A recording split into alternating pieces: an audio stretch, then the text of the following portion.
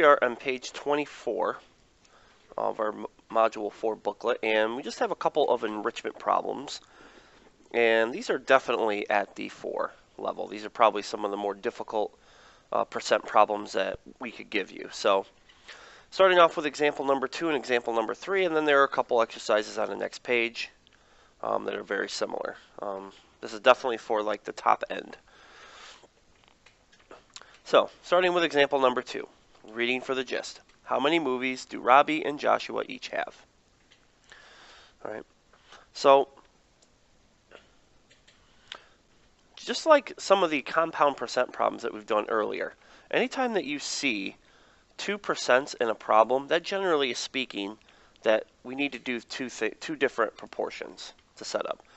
So what we're going to start with is that Robbie owns 15% more than Rebecca. So we're starting with that piece of information right there. And we know Rebecca owns 220 movies. All right. So part of the lesson is using tape diagrams to help model these more complicated problems. So any tape diagram, you always start off with the 100%, which is going to be the whole amount or the original amount, or however you want to do this. And then the key to this is this 15% more. 15% more means that you're going to add 15% on the original 100%. And that 15% is added to the 100%. And Robbie owns that entire piece. So Robbie is 115%. And then the 100% is going to be Rebecca. Right? Now, as far as the rest of the information, what do we know? We know how much Rebecca has. So 220 would go on the bottom, X would go on the top.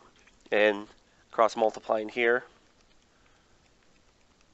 we get 253. So Robbie has 253 movies. All right. Now, another way you could do this is kind of like a markup where you take 15% more. So you take 15% of 220 and add it on. You will get the same thing. All right. So now we can move on to this. So now we know how much Robbie has. Now we got to figure out how much Joshua. Rebecca owns 10% more than Joshua. So now here's another tape diagram. The original amount, 100%, and Rebecca owns 10% more. So we're going to add 10% onto the 100%. And Rebecca now is 110%. And then Joshua is the 100%. All right, so it just kind of flipped a little bit here. So Rebecca was the original amount because Robbie was 15% more, but we don't, 15% more. And Rebecca is 10% more than Joshua. All right, so now what's going to happen is we know how much Rebecca has. She has 220. So now in this one, the 220 is going to go on the top. The X is going to go on the bottom. All right, and you will get 200. So Robbie has 253. Rebecca has 200. Or, I'm sorry, not Rebecca, Joshua. Right. Example number 3. How many 3-ring notebooks did they originally order? Okay. So here is where we're looking at. This is a really, really tough problem. So tape diagrams definitely help out. Bookstore ordered 3-ring notebooks. They put 75% of the order in the warehouse, sold 80% of the rest the first week. There are 25 notebooks left in the store to sell. Okay. How many 3-ring notebooks did they originally order? Okay. So immediately we see 2%. So I'm immediately going to break this up into 2 parts. So the first part is going to be this 75% that they put into the warehouse. Okay? And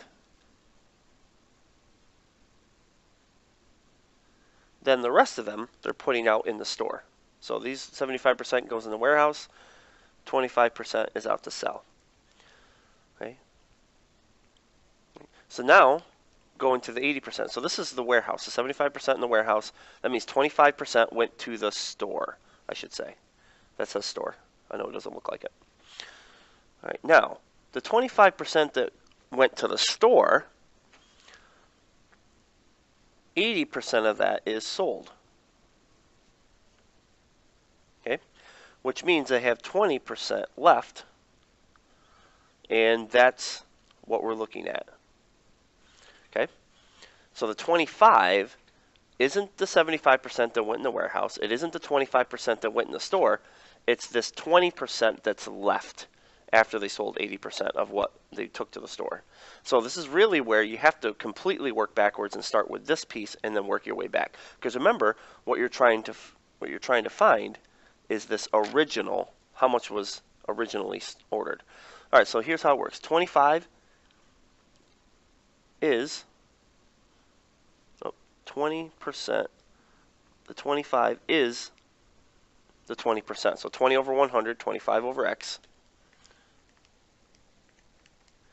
And that means there was 125 in the store. Well, now that 125 comes over here. And that 125 now is the 25%. So 25 over 100 and 125 over X. This 125 is the 25% that was put into the store to begin with. So now we take, cross multiply that, and you get 500. Oh, move this stuff up, I'm sorry. All right, going back. So I ended up with 25 in the store. I took the 125. That now becomes the 25% that was put in the store to begin with. And then you can find the original amount that was ordered, 500. Okay. So yeah, some pretty tough problems here, and these are definitely for the level 4. 20 on page 25.